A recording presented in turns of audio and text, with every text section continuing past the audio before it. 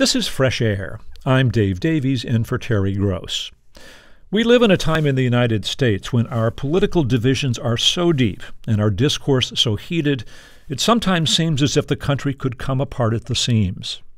Our guest today, South African-born journalist Justice Malala, has a book about a moment in the history of his country when the nation came perilously close to dissolving into civil war. It was in 1993 when the white-led government of F.W. de Klerk had freed Nelson Mandela from prison and legalized opposition parties, and delicate negotiations were underway to turn the country from an apartheid state to a multiracial democracy. Malala's book is carefully researched, but it's also informed by his own experience. He was a cub reporter at a South African newspaper, literally his first day on the job, when an act of political violence threatened to scuttle the negotiations toward majority rule and send the country into chaos.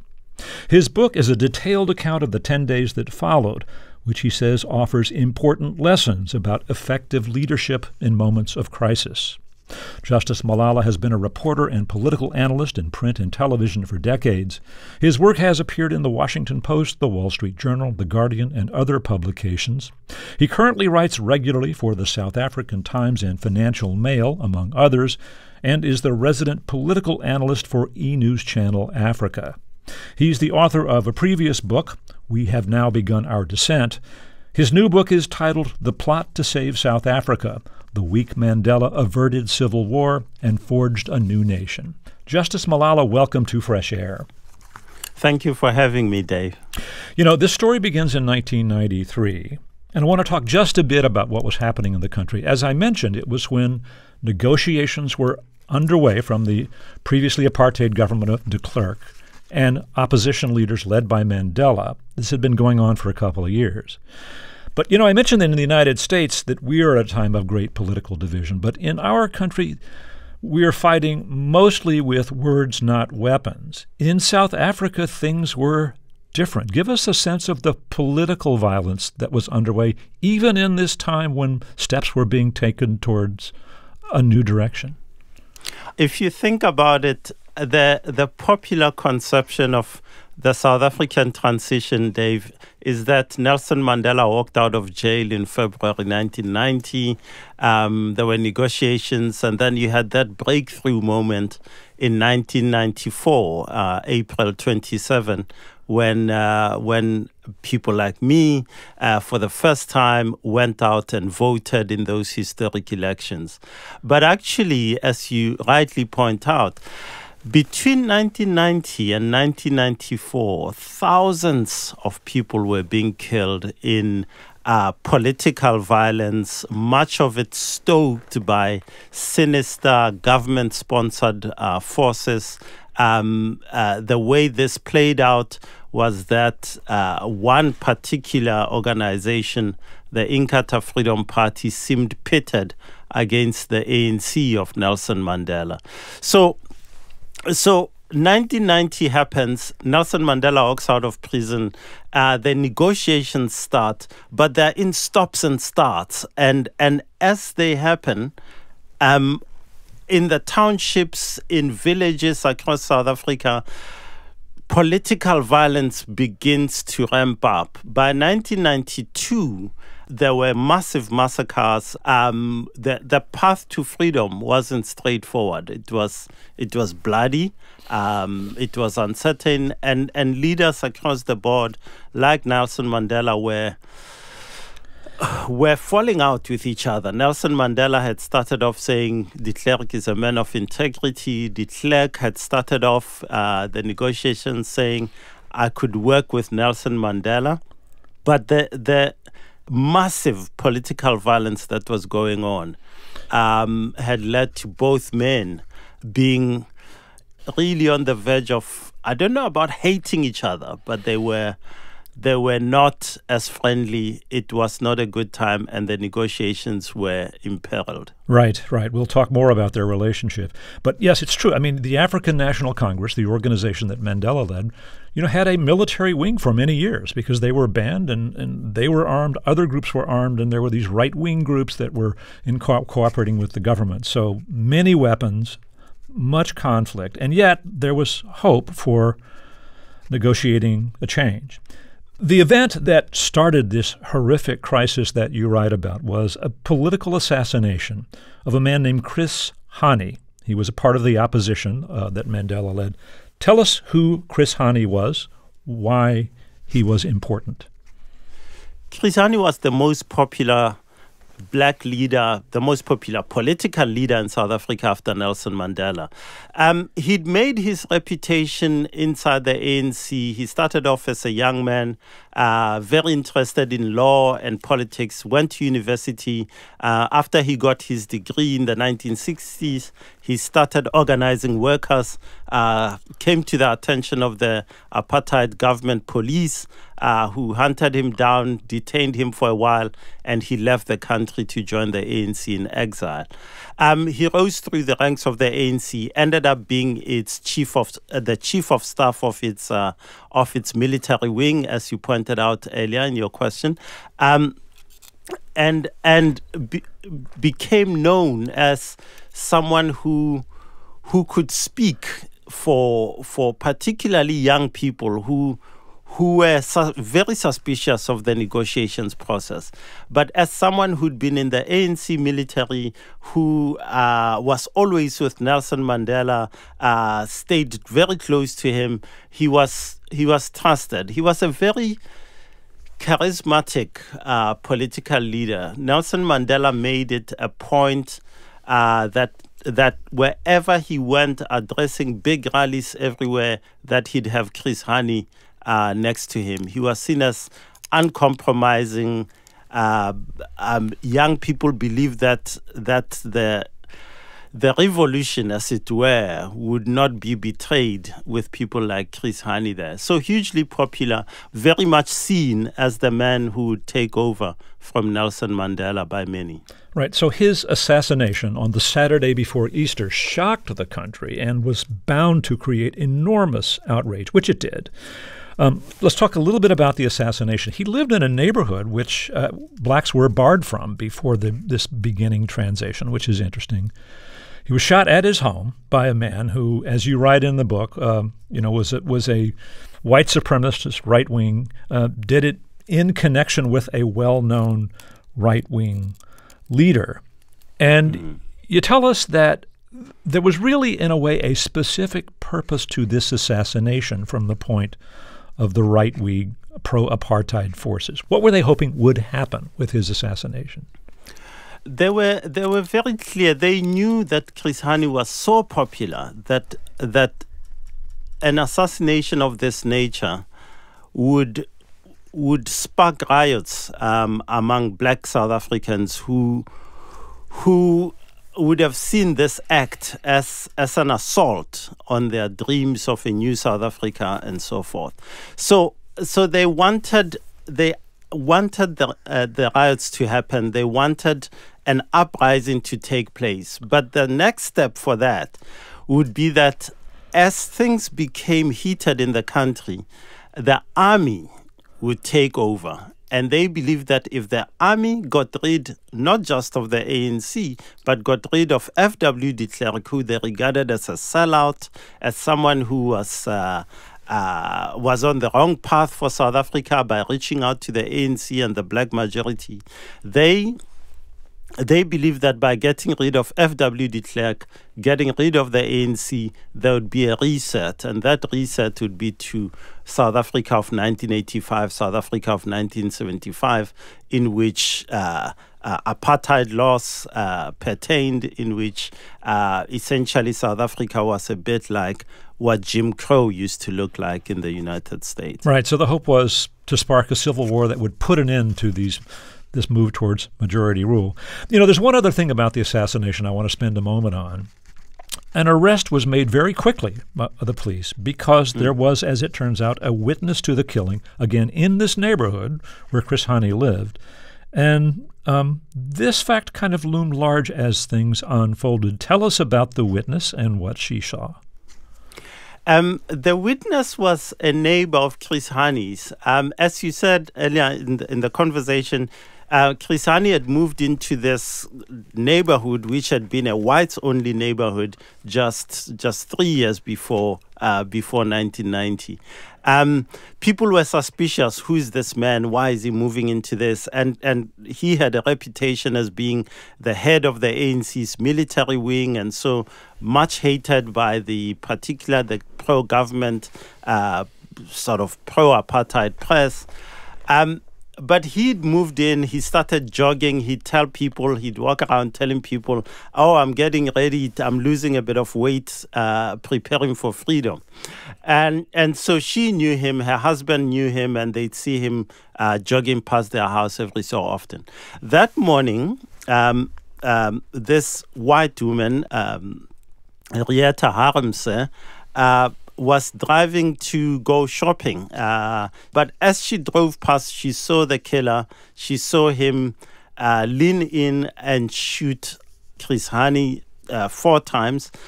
She saw Chris Hani's daughter, 13 years old at the time, watching this and screaming. And she stopped her car, saw the killer walk into his car, and she took down the registration plate of that car and immediately rushed home. This was the days before the cell phone. Rushed home, called the equivalent of 911, got through to the police and gave them that registration number. And within half an hour of that phone call, the police had managed to arrest the assassin and bring him into police custody. Right. And the fact that a white woman was critical would become important later. At the time of this assassination in 1993, these negotiations between Mandela and de Klerk to try and get a majority rule government had broken off, in part because of a horrific event of political violence, the Boipatong massacre, when many were killed. De Klerk tried to, at that time, make a gesture of conciliation and comfort to the families, which went very badly. I mean, he was nearly attacked when he showed up there. He learned something then, a lesson that he applied to this moment. What was it? That lesson was really that sometimes one, as a leader, has to step back. That moments are not for the CEO or the one leader to always step forward. Stepping back can be leadership too. And I think this was one of the key reasons that disaster was averted after that assassination. What happened was that in South Africa, the equivalent, if you will, Easter is very much like Thanksgiving in the US, in which political leaders, business leaders, most people get out of town, get out of the cities, go spend the weekend with relatives, having battles about politics and so forth. And so when F.W. de Klerk gets the call from his chief of staff saying Chris Hani has been murdered, he said, my first thought was that this could plunge us into civil war. And so he said, what do I do? And he said, I have to reach out to Nelson Mandela because this is Mandela's moment, not mine. This is a moment when whatever I say, no matter how well-intentioned, this could lead to even a bigger backlash than is currently underway. And so that's why on that day, he called Nelson Mandela and they had a 30-minute conversation about how to respond to this crisis. Right. And of course, things were not entirely friendly between the two of them at the time. They had publicly feuded a lot. You know, you're right that people remember Mandela giving a televised speech which seemed almost transformative because the country was experiencing a lot of anger and violence. And that speech didn't happen right away. There was one initial speech he gave on television, which was short, not so effective. But I guess it was Tuesday that he went in and taped a 6-minute address, which was taped live. Tell us about what he said. Yes, absolutely. I have to tell you, Dave, that in South Africa, you ask people like me, you in many tellings of what happened that weekend, that we all go out and say Nelson Mandela gave an amazing speech. F.W. de Klerk, I think, has written in his biography that Mandela gave, rose to the occasion. That's what he said, and gave this amazing speech. But actually, that speech on that first evening of the murder, Mandela was late for the news bulletins. It was supposed to go out at 8 p.m. He only got to it after 10 p.m. Most people didn't get it, and the speech was written for him by his speech writers. It wasn't uplifting. It was very pro forma, very dry.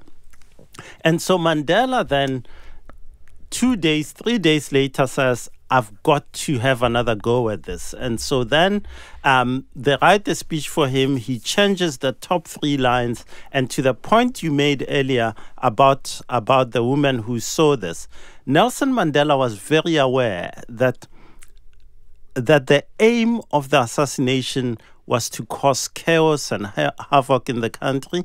And so, and that havoc would be caused because it said black against white. It said a white man has killed Chris Hani, a hero among black people and some white people, and that this would cause the eruption that the assassins wanted. So he started his speech by saying, I'm reaching out to every South African, every citizen, not just black people, not just white people. I'm reaching out to everyone. And he did the juxtaposition that really made an impact. He said a white man full of hate came to our country and killed our beloved son, Chris Hani. And then he made the juxtaposition that a white woman saw the murderer and called the police. And within 30 minutes, within half an hour, that assassin was arrested and will be brought to the courts and justice will be done. And by doing that, he took the sting, the attempt to set black against white out of the entire thing. And that speech is still remembered today, still spoken about today, because it set the scene for South Africa's next steps. It said, remember that as a country, there are people who want to pull us back, but we've got to move forward. And that was the triumph of Nelson Mandela with that address. Right. It was an assault on us all, not just by one group against another. Absolutely. As this was happening, there was a lot of spontaneous violence going on in the street. I mean, people were killed. Some horrible things occurred. And on the day after the assassination, the executive committee of the African National Congress, the ANC, the group which Mandela led, met to figure out what they were going to do, what they were going to tell their followers. And it was an organization that Mandela led but by no means could dictate to, right? There were many contentious views. Many people wanted to demonstrate, show anger, renew armed struggle.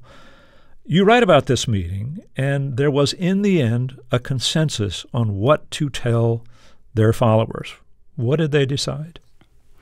They decided that there would be commemorations of Chris Hani. They decided that this is a hero of ours, it's a hero of our people, so we must remember him. We must hold meetings, we must gather, and in a disciplined way, they said, we should remember this man and mourn him. They also said, yes, we are hurt. Yes, we are in pain. We are sorrowful, but we're not going to take up arms. We're not going to stop the negotiations process. We just have demands, and those demands must be met. And there were 2 key demands that the ANC began forming at that meeting. And it was that the government, led by F.W. de Klerk, needs to agree to a firm date for elections as soon as possible. And secondly, that the government cannot be a player and a referee in the process. It needs to come through and hand over power, if you will, over the broadcasting services, the army and so forth, to an independent transitional body that would oversee the period before elections were held. We need to take another break here. Let me reintroduce you. We are speaking with Justice Malala. He's a veteran journalist from South Africa. His new book is The Plot to Save South Africa, The Week Mandela Averted Civil War and Forged a New Nation. He'll be back to talk more after this short break. I'm Dave Davies, and this is Fresh Air. Hi, this is Anne-Marie Baldonado, and I work on Fresh Air. Are you enjoying this episode? Hope so. But one thing you won't hear is all the work that went into it behind the scenes. We have booking producers, editing producers. We pitch it, arrange the interview, figure out where they're going to be, when we're going to do it. We record much longer than listeners actually hear. The packet of research that she gets from the producers, it's definitely Terry synthesizing all of that the day of, which, frankly, couldn't be me. You can hear more about that in our recent bonus episode, where two Fresh Air producers talk about how our show is made. That's available now for Fresh Air Plus listeners, and if you're not one yet, signing up is super easy, and you'll be supporting public media. Learn more at plus.npr.org. This is Fresh Air. I'm Dave Davies, in for Terry Gross. We're speaking with South African-born journalist Justice Malala. His new book is a detailed account of a 10-day period in 1993 when negotiations were underway between the apartheid government of the country and black liberation forces led by Nelson Mandela to turn South Africa into a multiracial democracy. The assassination of a beloved leader in the opposition by a white supremacist threatened to send the country spiraling into civil war.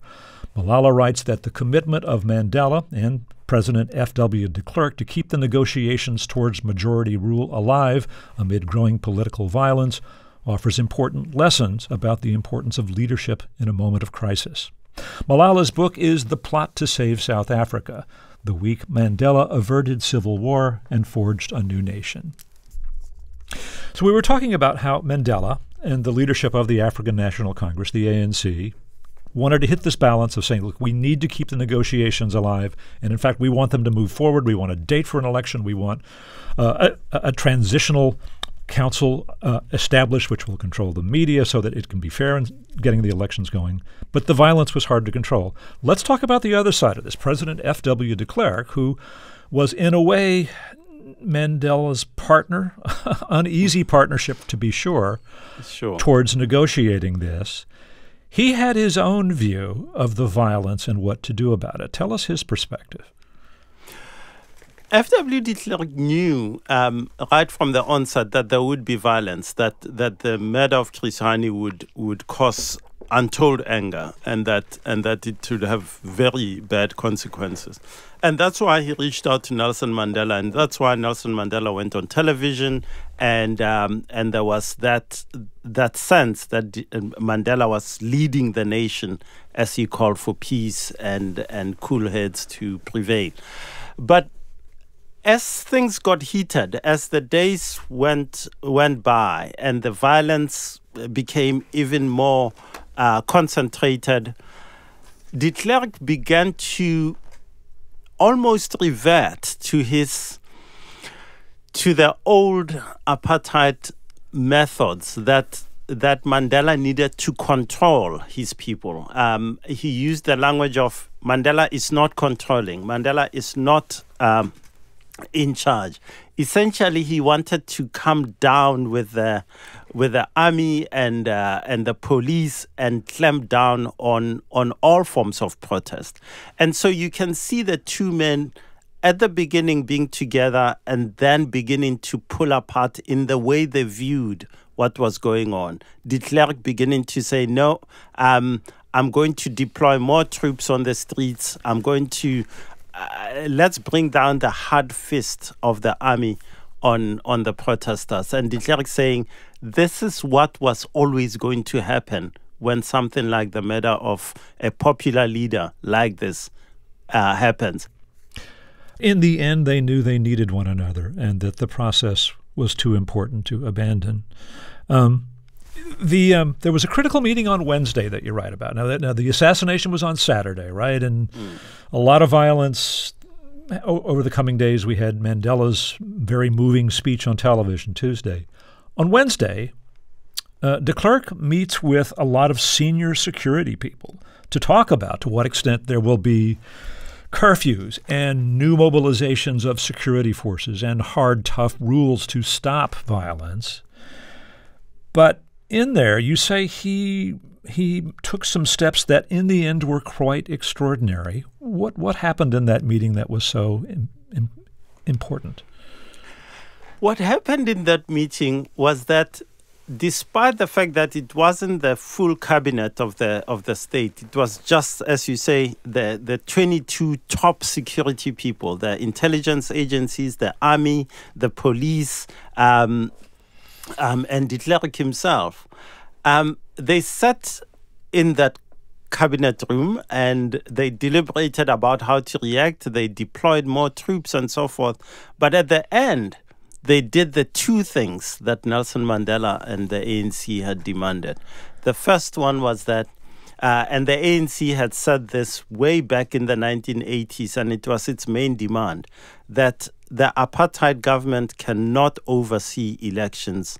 There needs to be some cooperative body, some unitary independent type body that would oversee the elections. So at the end of that meeting, F.W. de Klerk says, we need to tell the ANC that we prepared to agree to this transitional executive council.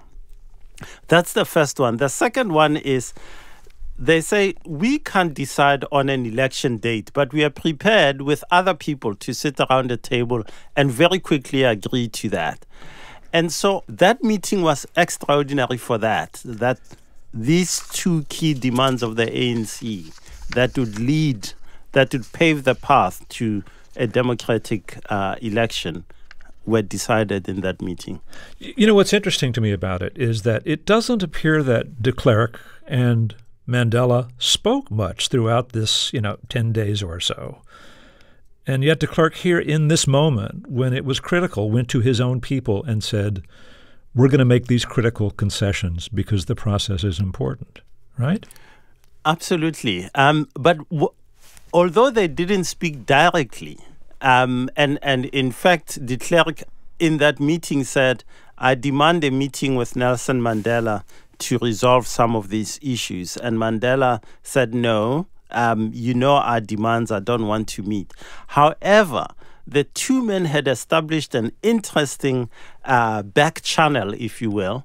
Mandela had nominated his negotiator-in-chief, a man called Cyril Ramaphosa, who was at the time 40 years old, a lawyer, had nominated him to speak off the record, off the books, to Rolf Meyer, who was the chief negotiator for the government. And so those two men were in constant contact, even when the two principals, the two main negotiators were not speaking to each other.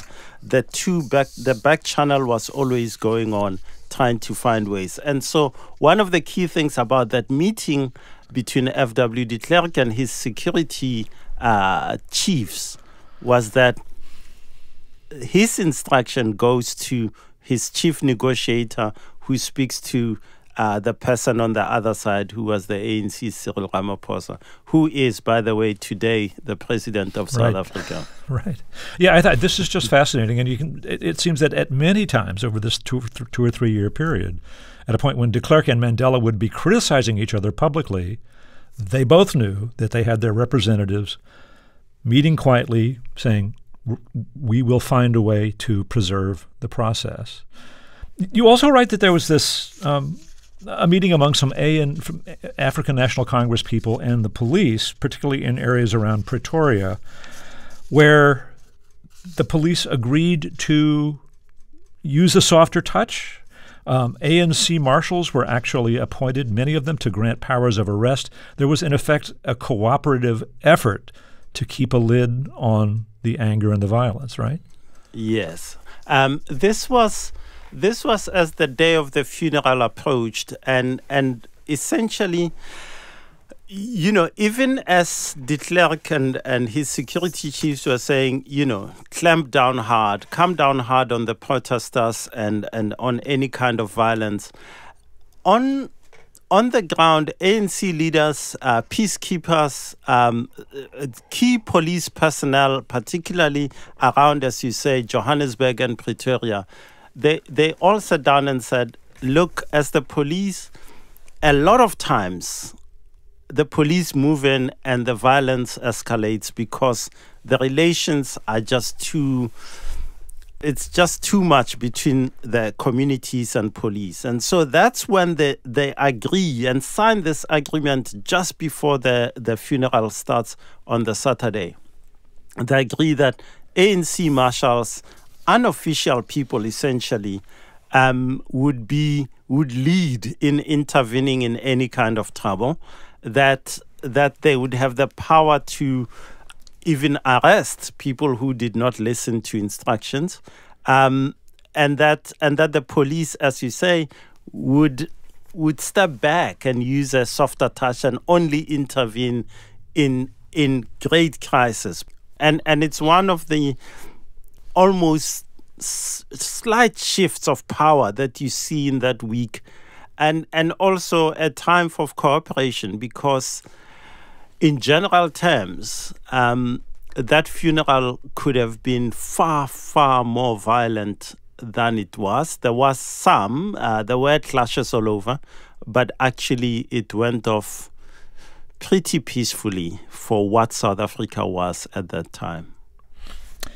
Let me reintroduce you. We're going to take another break here. We are speaking with Justice Malala. He's a veteran journalist from South Africa. His new book is The Plot to Save South Africa, The Week Mandela Averted Civil War and Forged a New Nation. We'll be back to talk more after this break. This is Fresh Air. Support for NPR and the following message come from GoodRx. Did you know that GoodRx has resources to support better mental health? From educational tools to prescription savings, GoodRx is here to help.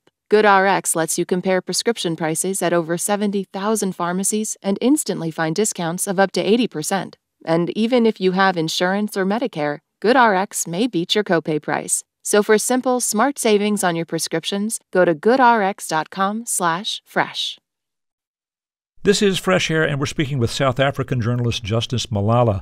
His new book is a detailed account of a 10-day period in 1993 when negotiations were underway to establish a multiracial democracy in South Africa, and a political assassination threatened to derail the effort and spark civil war.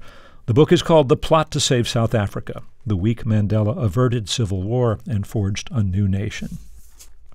Well, the efforts to reinforce the center in South Africa held, and the funeral for Chris Hani came and went with some violence, but on the whole, not as bad as it could have been. Civil war was averted. The Transitional Council was established to take the nation towards election, and that all worked.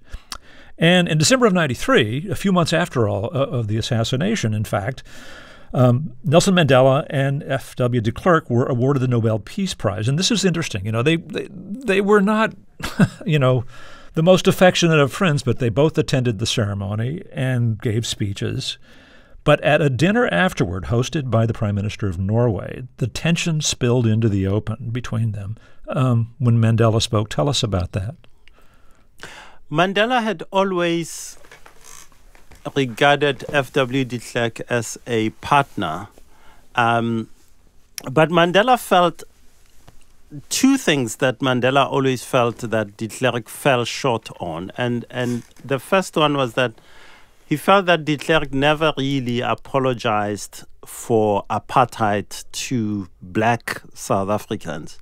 And he felt that the granting of the Nobel Prize to de Klerk without that key admission and apology to black South Africans was a mistake. The second thing was that Mandela felt that de Klerk, as the president of the country, did not do enough to stop the political violence that we've spoken about that had increased phenomenally between 1990 and 1993 December, when they got honored with the Nobel Prize.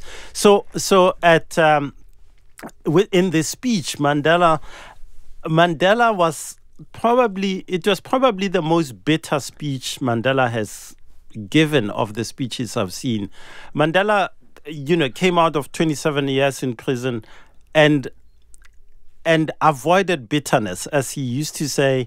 Being bitter and hating your enemies, like drinking poison yourself to spite your enemy. And he avoided that. But in this speech, he was angry, and he lashed out at de Klerk, and essentially said de Klerk had not treated South Africans, black South Africans, with humanity, or did not consider them to be fully human. And one of his best friends and lawyers, George Bizos, was there and spoke about, and he said, and he's written this, that I'd never seen Nelson Mandela so angry and so bitter about it. And it was probably one of the lowest points of the two men's relationship, which I have to say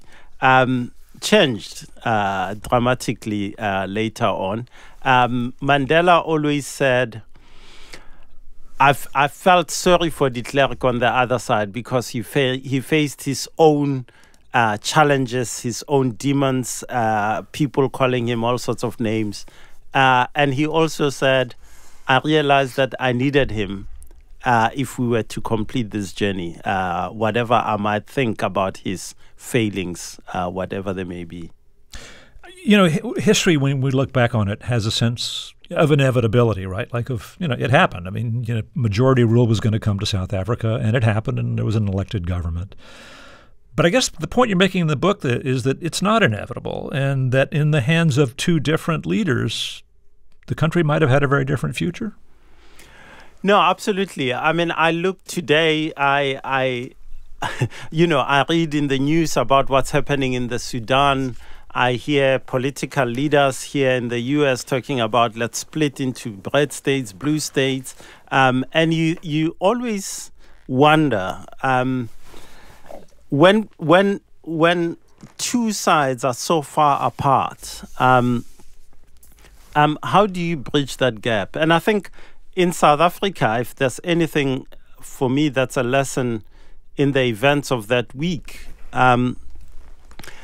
it took leadership. It took Nelson Mandela saying, I need to collaborate with F.W. de Klerk on this key event to get us through to the other side. It takes an F.W. de Klerk who says, this moment doesn't need me. It needs another leader, and that leader is Nelson Mandela, despite what I might think about him. So collaboration, the ability to realize that there is another way, and that way is not just to name call or to pick up arms and say it's time to fight. I think it's key. Nelson Mandela faced from his own comrades, and I write about them in the book, who said, why are we negotiating? Let's stop the negotiations. Let's think about this again. And if you consider it, rethinking that process meant, let's go back to the armed struggle. Mandela had to deal with those. On the other side, F.W. de Klerk faced his own people who were saying, well, this is not working. Look at the violence that's erupted. Let's just come down hard with the iron fist. And he had to push back against that. And I think that's an object lesson for many, many leaders across the world today, in a divided world, the kind of divided world that we live in, to remember what those two achieved, and perhaps take some lessons from what they did. Well, Justice Malala, thank you so much for speaking with us. Thank you so much, Dave. I really enjoyed that. Thank you. Justice Malala is a veteran journalist from South Africa. His new book is The Plot to Save South Africa, the week Mandela averted civil war and forged a new nation. This is Fresh Air. Our technical director and engineer is Audrey Bentham, with additional engineering support from Adam Staniszewski. Our digital media producer is Molly Seavey-Nesper. Roberta Shorrock directs the show. For Terry Gross, I'm Dave Davies.